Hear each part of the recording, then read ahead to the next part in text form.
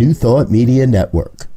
We are a global broadcast network of positive music, media, and entertainment, inspiring humanity's evolution along the journey of enlightenment and creating a world of love, peace, empowerment, and prosperity for all. New Thought Media Network. Positively inspiring.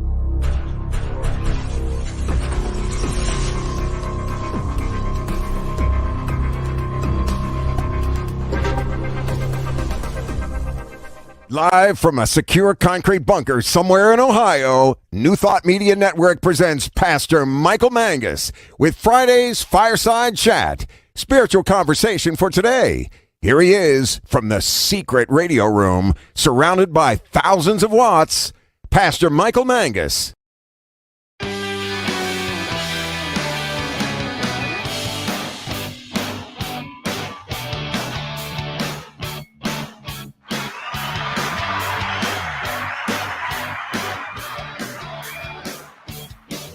And as the thousands cheer, good evening to everyone across the United States and also around the world. It is time once again for another fun-filled throwback. And yes, it is guaranteed, always exciting edition of the Fireside Chat here on the New Thought Media Network. I am Reverend Michael Mangus and broadcasting this evening from the top secret radio room, surrounded, and I mean surrounded by thousands of watts in the extremely secure concrete bunker that is so top secret that only one person on our staff, and that is my producer, Diego Reyes, who is punching the buttons and turning the dials this evening. Only he knows where it's at. Everyone else, including and especially our Chief Inspirational Officer, the Reverend Robert Brzezinski, he thinks he knows, but he has no clue where my super secret secure broadcast facility is located. We're going to keep it that way too. We have a wonderful show for you this evening. Again, please feel free to interact with us by posting your comments on Facebook and also on YouTube. And again, for all my shy people out there, I know you're out there. You don't comment, but I know you're watching. All right. So just send me an email, pastormichaelmangus@gmail.com, pastormichaelmangus@gmail.com. So the purpose of our fireside chat here is to talk about contemporary issues from a New Thought perspective. And as I keep saying week after week, I want us all to have a new thought about what is going on around us, not only here in the United States, but also globally. We talk about that whole idea of oneness each and every week at our centers. So if we are one, then we also can be a part of the solution to create a world that does work for everyone.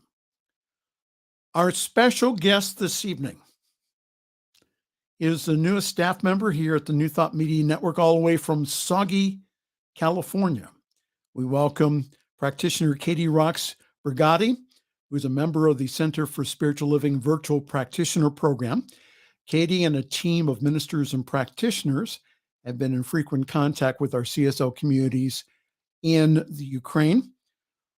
Holmes Institute graduate and soon to be minister, Katie Rox Brigatti will be our special guest in the second half of our program. Happy St. Patrick's Day to one and all. Now, Diego, did you know that St. Patrick wasn't Irish? Did you know that, Diego? His camera is blank. Did you know that? Oh, he does. Okay. Well, again, St. Patrick's, this is from CNN. St. Patrick's Day may be strongly associated with Irish pride, but the saint wasn't actually even from Ireland. St. Patrick was actually born in Roman Britain, according to Catholic Online. As a boy, he was first brought to the country through Irish pirates, arg matey, captured to take care of sheep. At the time, Ireland was almost entirely Druid. A few years later, St. Patrick escaped from Ireland and made it back home to Britain. Well, God had other plans for the would-be saint, according to Catholic Online again. St. Patrick had a vision, one in which led him to study the priesthood. And despite his previous escape, St. Patrick went back to Ireland willingly to help spread Catholicism. He converted thousands of Irish people to Catholicism and became known as the patron saint of Ireland. He even used shamrocks, now commonly associated with the holiday, as a tool in his ministry to explain the Holy Trinity, 3 in 1. Now, St. Patrick's Day is held on what is believed to be the day that the saint died, on March 17th. And though in the U.S. that the holiday is mainly thought of as a celebration of Irish culture, some cathedrals in Ireland still celebrate the day as a religious holiday, hosting special services in honor of St. Patrick. How wonderful. All right, time to get to the serious news here. Our first story is on the banking meltdown. 2 banks collapsed over the past week, spreading fears that banking turmoil is spreading around the world. However, analysts say that this is not a repeat of the 2008 global financial crisis and not necessarily a time to panic. American money is safe, said former Treasury Secretary Larry Summers. He told that to CNN. This comes after another banking scare occurred on Wednesday when Switzerland's second biggest lender, Credit Suisse, announced its biggest shareholder had no plans to give any more funds. Now, this sent U.S. stocks tumbling on Wednesday, but futures are up after the company agreed to a $53 billion loan from the Swiss Central Bank. Separately, analysts say that it may be tough to purchase a new home right now, particularly if government regulators crack down on the banks in the wake of their major fluctuations. So what is your reaction when you hear news like that? My pension fund here in Ohio lost millions, and the Silicon Valley collapsed because they were a stockholder.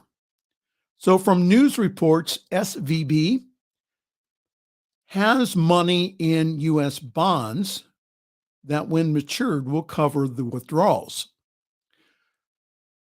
So what spiritual truth can we hold on to in times of financial uncertainty? How about this? That God or Spirit is the source of my supply. And how about dissolving and releasing the fear of not having enough?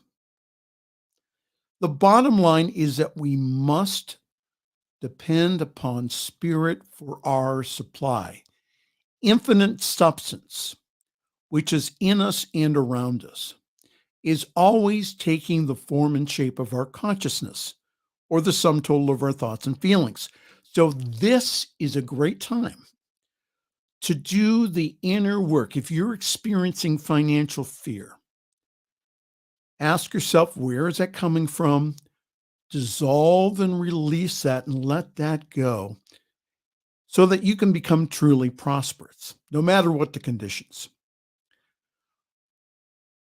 Continuing on with the news here, we have an article this evening about plane safety. U.S. Transportation Secretary Pete Buttigieg said on Wednesday he called for participants at an aviation summit to help find the root cause of a growing number of safety incidents at nationwide airports.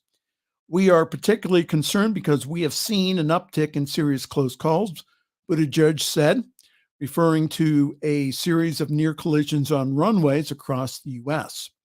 The summit comes after the FAA says it was investigating another near accident between commercial airliners.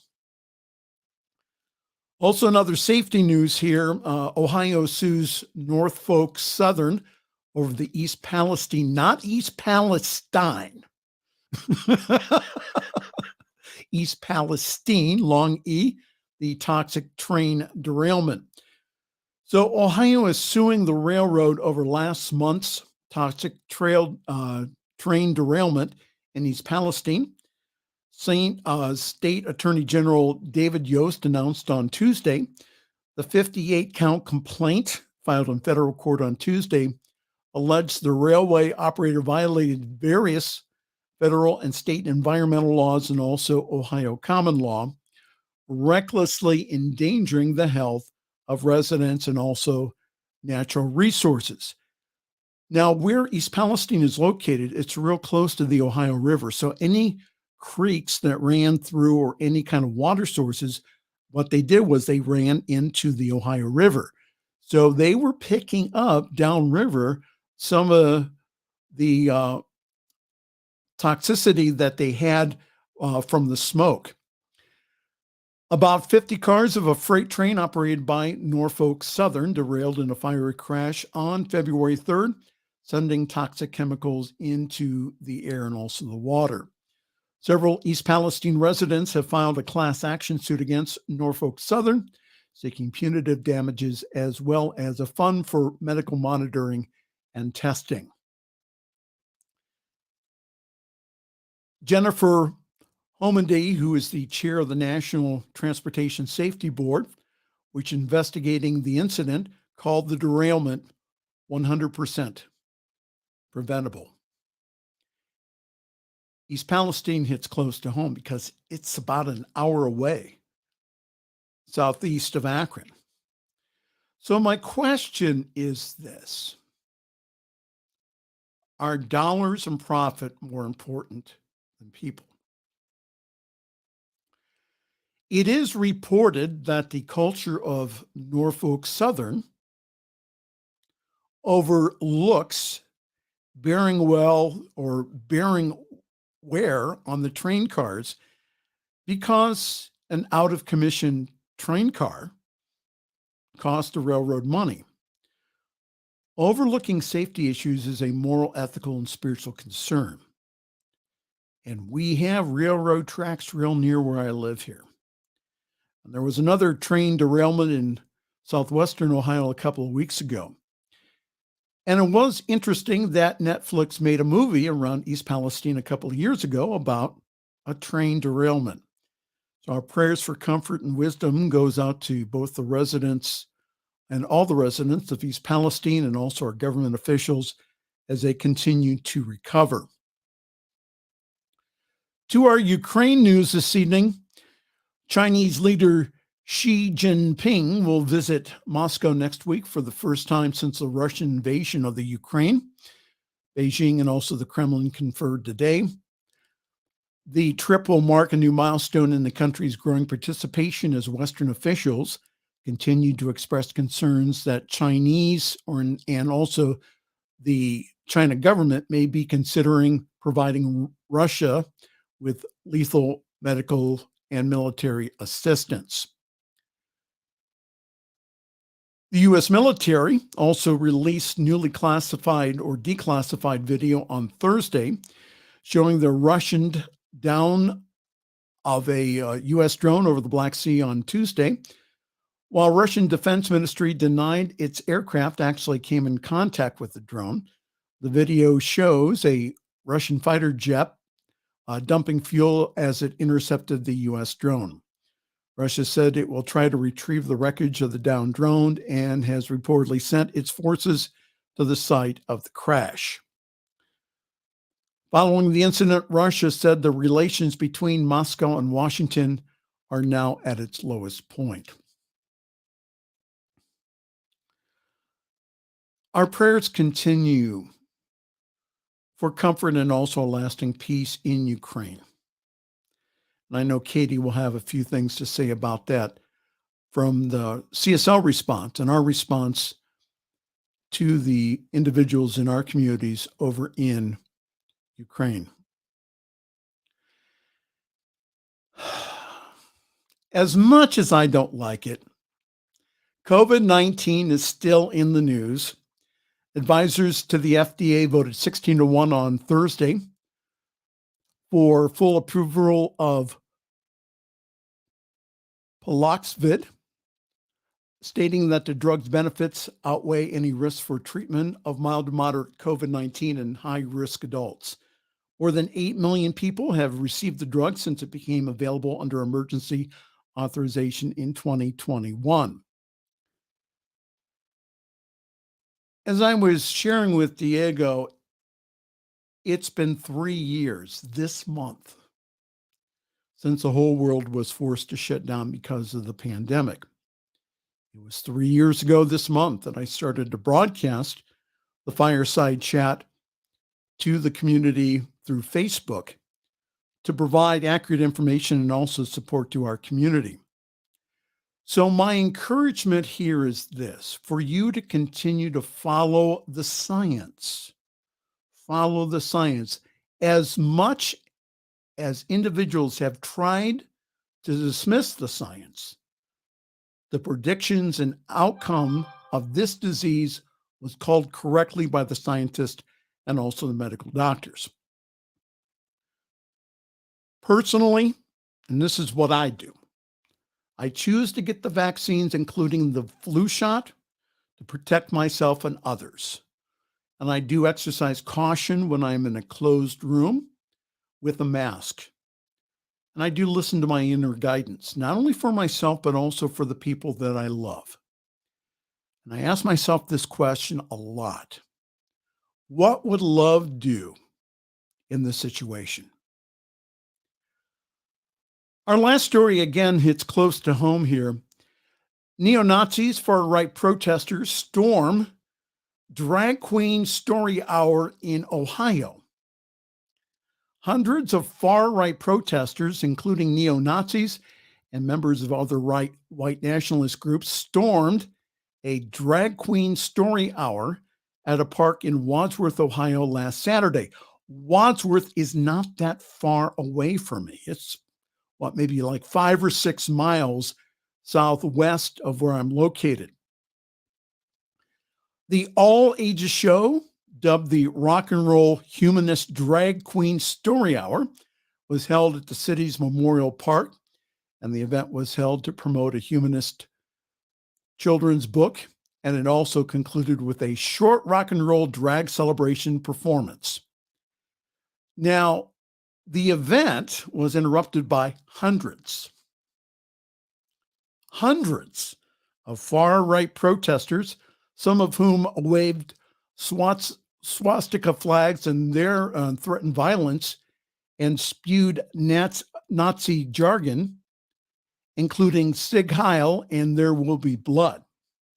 Members of the Parasol Patrol, of which you see in the pictures there, an LGBTQ advocacy group from Colorado. Also, they attended the event using umbrellas to shield children from the protesters. But the far-right protesters vastly outnumbered those in support of the performers. Fortunately, only 2 individuals at the event, one in support of the drag show and the other against, were arrested by the police for disorderly conduct. A person in support of the drag show used mace on a person who was charging towards them, wearing chain mail armor from the direction of the anti-drag protesters. And shortly after, an anti-drag protester pulled out what appeared to be a handgun, and it later was revealed that it was a pepper spraying device that was shaped like a gun.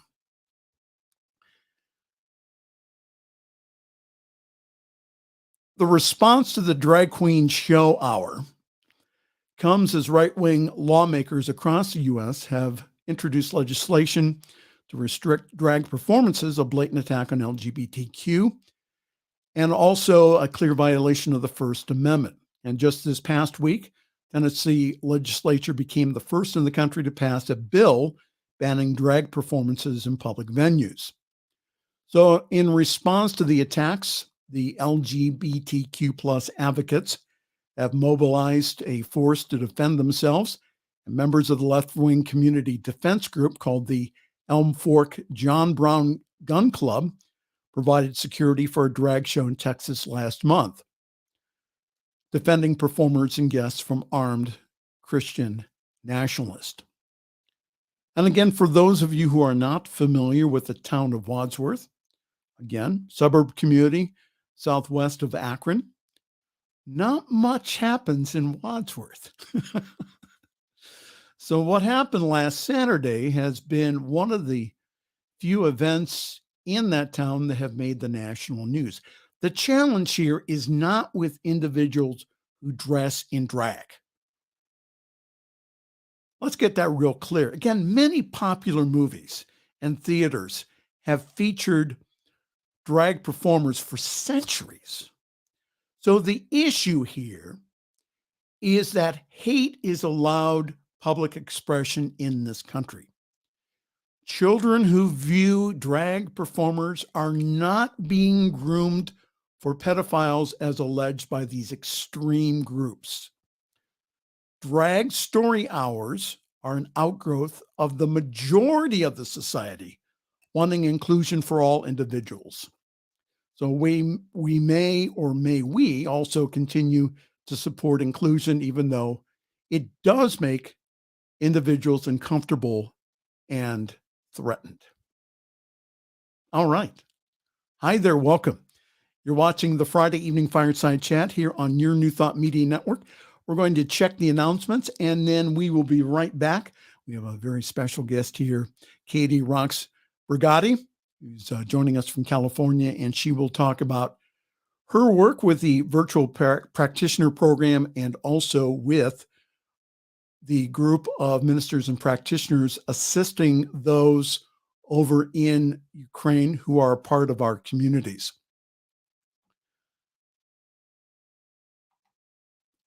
So yours truly is currently parking himself at Summit CSL. For more information, go to summitcsl.org. There you will find information about our wonderful Sunday gathering online at 10:30 Eastern, 7:30 Pacific time. Grab your cup of coffee, your tea, your espresso, and join us. And I really do believe that we have one of the best services in New Thought because we have a balance of the 3 M's: music, message, and meditation.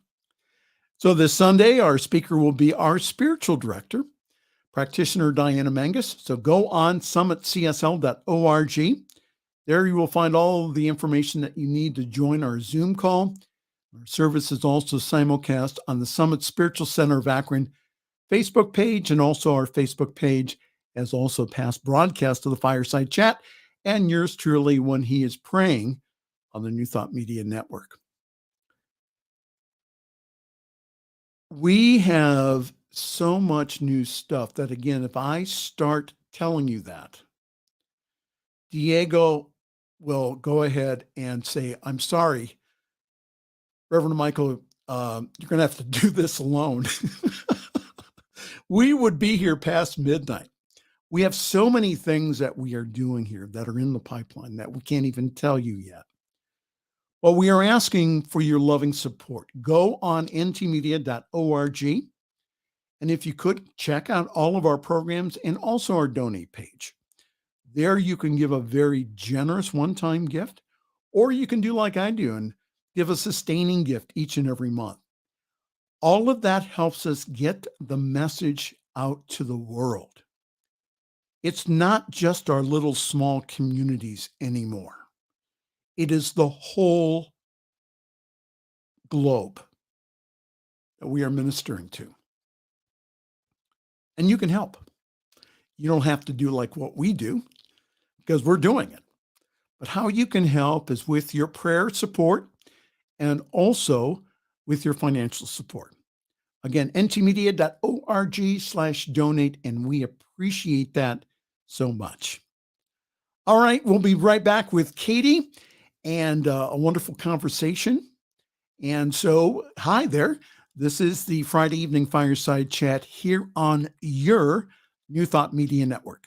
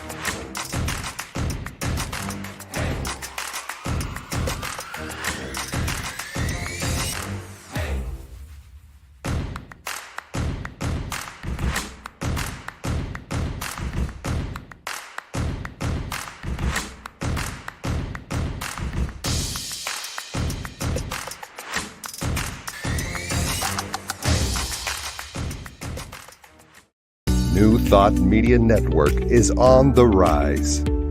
We're looking to grow with you. Do you have technical media experience or perhaps a desire to learn? Are you willing to volunteer your precious time and attention? We share this message to benefit all. If you possess a computer with a camera and a microphone, we will share our knowledge with you. Behind the scenes or being the star, let us bless our one. Contact us at info@ntmedia.org. The views and opinions expressed by Pastor Michael Mangus are generally right. However, they are his own and do not reflect the views and opinions of New Thought Media Network, Centers for Spiritual Living, or any other person living or dead. As they say in the 12-Step Recovery Program, take what you like and leave the rest. Here again is Pastor Michael. I hope Katie doesn't get frightened after hearing that. Our legal department had me do that. Hey, I see. Great legal department. It is so nice to introduce to you this evening one of the newest members of the New Thought Media Network. Katie Rox Brigati is a member of the Center for Spiritual Living Virtual Practitioner Program. Katie has been a part of a team of ministers and practitioners who have been in frequent contact with our CSL communities and also practitioners in Ukraine. I've been wanting to have Katie on for quite some time now to explain the important work that she does and also what is going on in Ukraine. So it is such a privilege to have on this evening someone who I see weekly at classes and other functions, Katie Rox Brigati. Hello, good evening, welcome. Hello, Pastor Michael. I am just so delighted to be here. This is so much fun. And you know, it's funny, and as I was listening to you do the news, it hit upon one of the things that's so important to me, and that is being a practitioner. Yes. Because the thing that I find so amazing about being a practitioner is I can hear that stuff going on and on and on, and I have the power to do something. Yes. I have the power to treat. I have the power to make a difference. And to me, you know, that's what it's all about. You know, it's about that, you know, being able to do something rather than sit there and feel helpless, you know? And I think that's kind of, you know, what we've created with, you know, the Ukrainian group. So tell me, how did the group of you come together and what kind of things and services are you providing for our brothers and sisters in Ukraine? You know, it is such a spirit story. It truly is. And personally for me, it, you know, it's one of the biggest things that spirit has moved in my life. So back in January of 2022, right? 2022, we, because I'm in VPP, I was asked to help with a little project in paneling some people from a different country. And I'm like, yeah, that'd be great. Awesome. And then I found out that they were from Ukraine and they didn't speak English. Wow. And I'm like, And so Rev Beth, who was the Region 12 rep at that point, was setting, she had worked with these students and gotten them up to the point where they're ready to panel. And I was the one that got to organize the panels. And what that means for people who don't know what that is that after you've finished your education as a practitioner, you are given a test, and then you are given a chance to sit with a bunch of other practitioners and have them ask you questions. So it was a miracle that this whole thing got together anyway. And what was so overwhelming was just in that very first conversation, the very first time that practitioners got to sit with these people from Ukraine was the consciousness. It was palatable. There was something that, you didn't need the language. You didn't need that translation. It was something beyond. How were you able to, during the panel, how were you able to understand them? Well, again, another spirit gift. We have an amazing woman that from Virginia. She's a practitioner, Irina, and I won't mess up her last name, but she is a translator and has become just an amazing part of this whole group. So Irina had been the translator, and and every single one of them passed. That was what was just so amazing. I mean, they passed. What was even more interesting is that they would take the bus and to be in the timeline that we were in about an hour away. So yeah, that's a picture of one of the groups that had put on a celebration for us. I'll talk about that a little bit later. But these people wanted to be practitioners so badly that they were just going out in the middle of the night. They were going to take the classes, and then they paneled. We were just so excited. At the end of that, I think everybody kind of felt a little ache, kind of like boy, we wish we could spend more time with them. They were just such amazing people. And sure enough, about 4 weeks later, Putin attacked Ukraine. And for those of us who had experienced this panel with these beautiful, beautiful beings, we were terrified. And I think that's one of the main things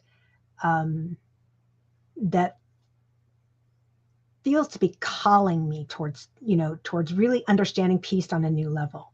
Mm-hmm. Seeing these people's faces, I knew who they were, and we needed to find them. So we reached out, and believe it or not, we received back 2 days after the attack from, I think it was 9 of the 12 practitioners. And man, we just needed to see their faces and make sure they were okay. Mm-hmm. And so we got online. And that's how the meditation started, a chain of peace for Ukraine. So now you have a Facebook page, correct?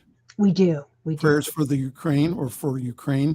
Mm-hmm. Now, what are some of the other things that you are doing with the practitioners there? What's been really exciting is that the meditation group that we have, I think it's got up to 585 members. Every day we pray twice a day. And for them, it's when they go to bed and then when they wake up. And for us, so it's 12 p.m. noon and 10 p.m. So, we're always there for them. The miracle piece is that it has been well over a year, and there's never been a moment that there hasn't been over 20 people in the room. Wow. And to me, that says so much about the power of peace and the power of love. I've heard some pretty amazing stories. Oh, well, before we get into that, hi there, welcome. This is the Friday Evening Fireside Chat here on your New Thought Media Network. I am Reverend Michael, and we are joined this evening by our special guest and my favorite redhead, Katie Rox Brigati, who's joining us this evening from California. And she is discussing about the group of individuals from CSL here in our country who support the practitioners over in Ukraine. If you could, Katie, I've heard some amazing stories from your group. Tell us a few of them, and also how can we be supportive of them over there? Well, you can go ahead. Take two questions. So Okay. tell us some of the amazing stories that you have heard. Well, I think one of the most poignant moments for us as a group was a moment in the beginning of the attacks in Ukraine, and we had been, seeing them every single day and praying. And at one moment, one of the young practitioners, who is just in my own opinion the most beautiful soul, one of the most beautiful souls I've ever met, Anastasia, she began the meditation. And as she began the meditation, we started hearing things. We started hearing bombs. We started hearing an air raid signal. And this beautiful being just sat there and never dropped a beat.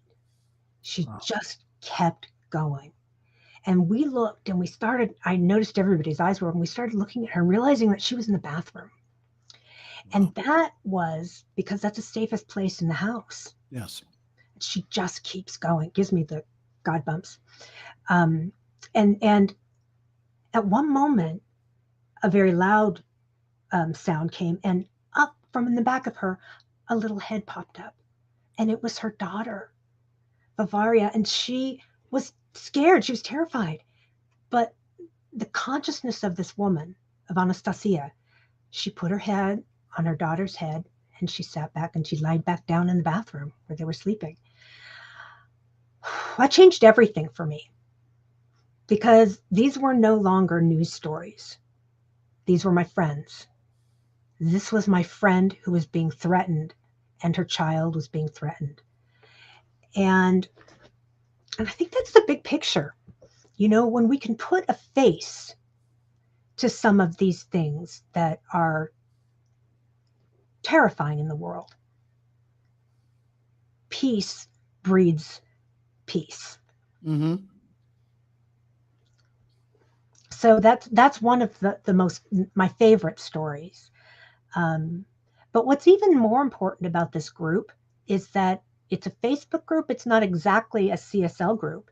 Mm-hmm. And the only reason that is that we started noticing that we were getting Catholic people. We were getting people from all kinds of denominations. We were getting people from 6 different countries. Wow. That's a standard. There are 6 different countries every day expressing in our meditation group. So we knew it couldn't just be limited to the science of mind. And again, biggest lesson I learned this year is all about wholeness, Mm-hmm. and that there is no separation. So we do have the Facebook group on, it's called Prayers for Ukraine. And make sure you look for the one that's purple. There's a couple of them. Okay. But that's us. The And purple one. yeah, and then you can find the meditation information. I also have, there's a link, but I don't know if I can provide a link in this venue or not. But yeah, we every day, 12 p.m. Pacific time, and then 10 p.m. Pacific time. To hear the story that you just said, again, that we do not understand that we are so blessed in this country. And that, again, that I really just applaud you and the other individuals for putting this together. I have a friend of mine who runs a shortwave station, and they began broadcasting to Ukraine because, again, that there was, the Russians are still jamming the radio signals into Ukraine, but they were able then to get current information. They still do on, it's WRMI 5050 kilohertz. For those of you who are interested, Ted Randall and his wife, they run that station. And again, it just, the people from this country, the way that they have responded, we even in town, that we have a Ukrainian Orthodox church, the way that the communities have supported and have prayed for Ukraine has just been just amazing. So, Katie, tell us a little bit about, is there any way that we can support the work that you're doing or support our brothers and sisters in Ukraine? One of the interesting things, again, a God thing that happened was that we basically organically grew a board of directors. There were people from Switzerland, people from different parts of the United States, and all of a sudden we realized that we were a group and we were a board of directors and we were responsible for, what was going on in our group. We've done some fantastic fundraising. So those are the kind of things we have a sister church in Redlands, California, and they do amazing work, but they've had 2 or 3 wonderful fundraisers. And what's been so amazing is seeing what the people do, what those 2 centers do with that money.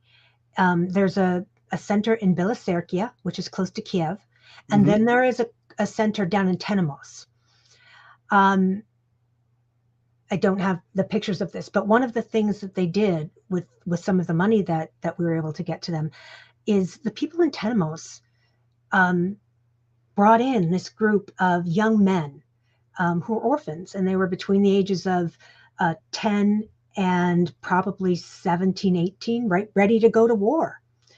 And again, these kids, boys are orphans, and their fathers are probably fighting or whatever, or I don't, doesn't know what the circumstances is. But what they did, they brought them in, welcomed them, bought a lot of pizza. I mean, a heck of a lot of pizza, which is a universal treat apparently. And then bought them boots, bought them jackets, bought them. So these people that are in the middle of a war are still giving.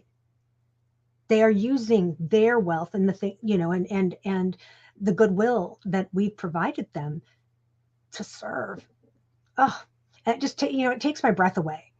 It just such amazing beings.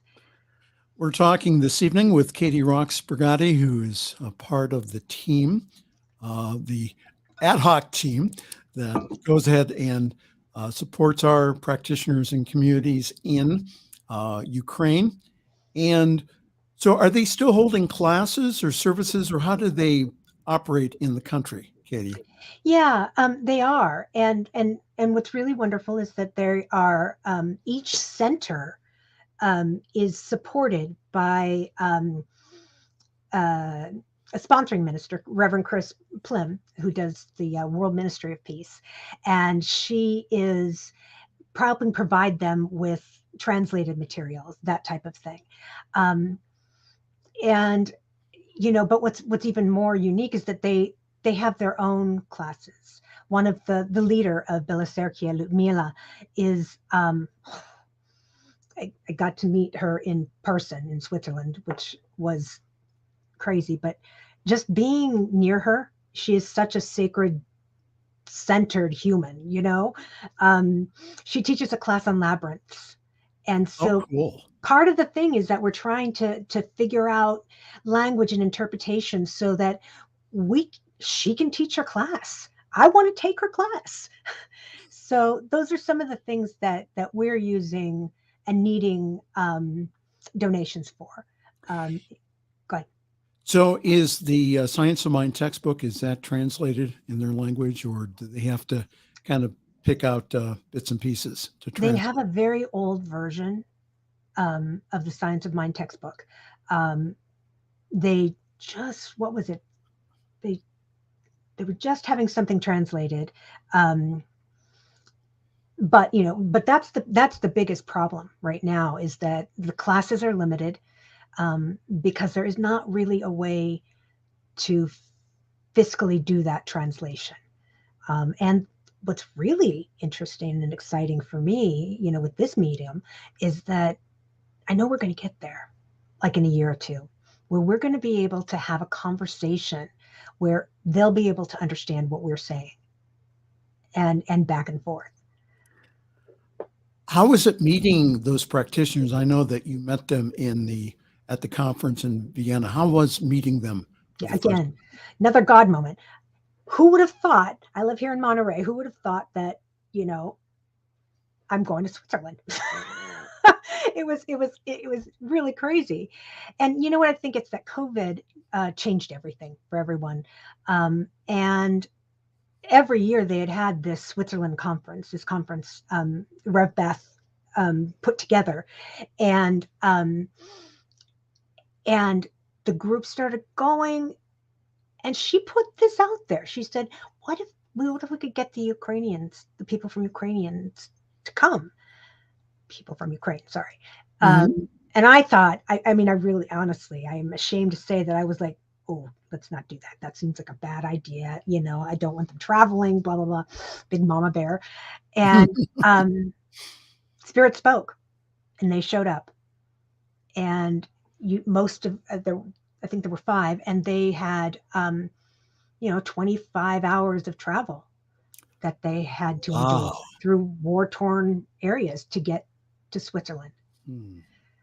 And meeting them, hugging them, touching them, just being in community with them will remain one of the most important parts of my life experiences. I bet you it was really hard to tell them goodbye. Oh my gosh. Oh, it was. And it's so silly. I know Luke Miller is going to laugh when she says this. So I was leaving, and I hadn't packed very well because I just wasn't a good packer. And so I bought a lot of things from Amazon, and I just put them in my suitcase. And so in the last day, I was just exhausted. And so we were sitting together, the folks from Ukraine, and then Wilkester from Kenya, and a couple other people. And I just said, I don't want this. And I just started giving away my clothes. And most of them were in, most of them for Wilkester's ministry, which is a girls' ministry. And yes. So, unopened boxes or packages of underwear and socks and that kind of thing. And Ludmila gave me these nuts. I still have these nuts, and I have them on my altar, because what they represent is that mothering, that piece of, she knew, she could already figure out who I was in 5 minutes without knowing the language. And she knew I wasn't going to pack any food, and I was going to be wandering around. So, I mean, that was really an amazing thing. And one of the best kind of slumber parties I've ever had. Oh, I bet. No, and that mix that you have has my favorites. It has yogurt covered raisins. It's amazing. Yeah. From Ukraine. From Ukraine. Yeah. So you're very active with the virtual practitioner program. For those who are not familiar with that, tell us a little bit about the work that you do with practitioners around the country. Yeah, it's a really amazing program. And Reverend Julie Labato is the senior minister right at this point. I know Reverend Nicole Murgis had been working on putting something together for a couple of years.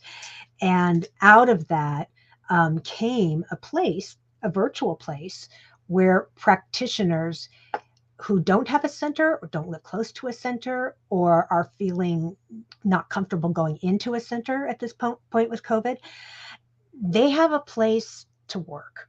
They have a place to work on projects. They have a place of community.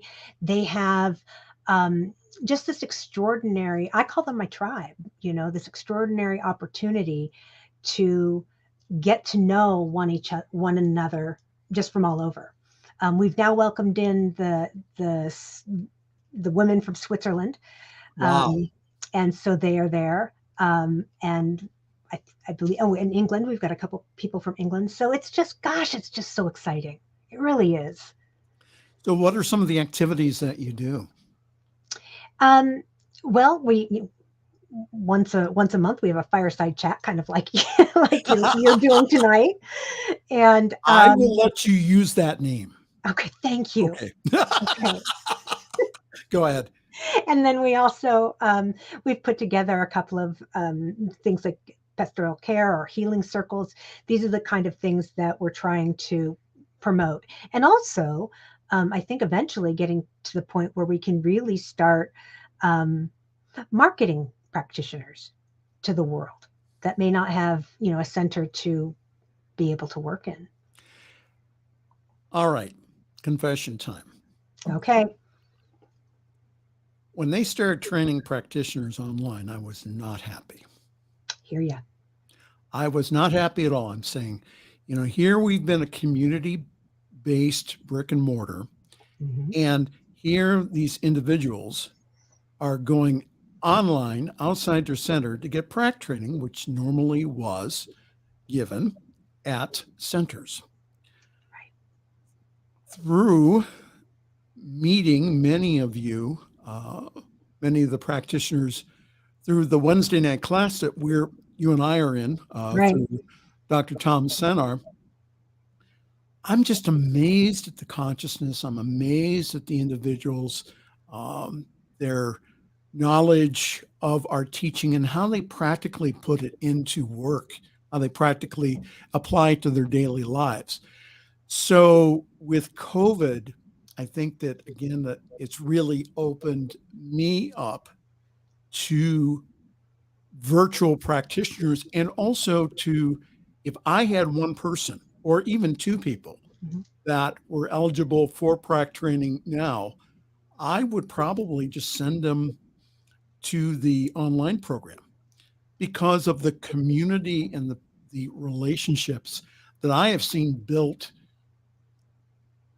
Again, noticing the relationships that are formed, especially on Wednesday night, and just, again, we have many virtual practitioners who are in this, in a separate class. It's not associated with the virtual practitioner program, but we have several individuals who are in that class. And again, I have nothing but good things to say about the individuals. And it really kind of opened me up to new ways of forming community, that we could actually form community online. Yes. So, and one of the greatest advantages that I had to being a virtual practitioner is that I was able to TA Prac 1 and Prac 2 for I think I did it 5-6 years in a row. Wow. And again, shout out to Reverend Nicole Murgis, because she is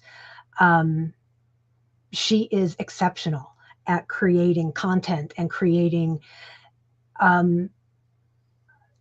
a teaching that is challenging, and it breeds this connection. So again, I've got my little group, but then every group afterward, everybody that I had TA'd after that graduated from the online program were exceptional practitioners. And I think, having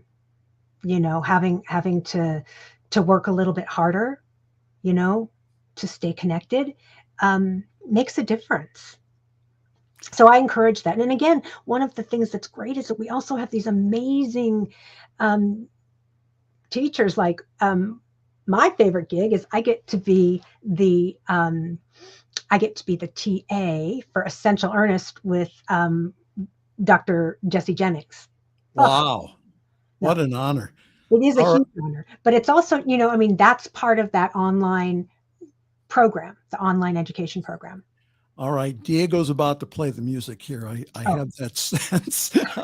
You'll learn here very quickly that when Diego plays the music, you better wrap it up. I'll fail. It is such an honor to have you again as one of the newest members here on the New Thought Media Network. I'm just grateful that you are with us, and and that we are doing ministry together to change the world. We have the opportunity here through this teaching again to show our love, but also to change the world. So I'm really so grateful to have you with us here on the Good Ship New Thought Media Network. And again, big hug from Ohio to you. Thank you. All right. Thank you so much. Thank you, Katie Rox Brigatti. And again, you'll be seeing her more on our network here as time goes on. Time for us to go. Again, great show this evening. For more information about our network, go to ntmedia.org. And if you could visit the donate page, please give a very generous gift so that, again, that we can take this message to the whole world. From all of us and from Katie and from my producer, Diego Reyes, I am Reverend Michael Mangus, and I'm wishing you a wonderful week. Thanks for joining us this evening for Friday's Fireside Chat with Pastor Michael Mangus. Join us again next week at 8 Eastern, 6 Mountain for more spiritual conversations for today. For more information and replays of past shows, please visit the New Thought Radio and Media Network's Facebook page. Until next week, may God bless you richly and abundantly.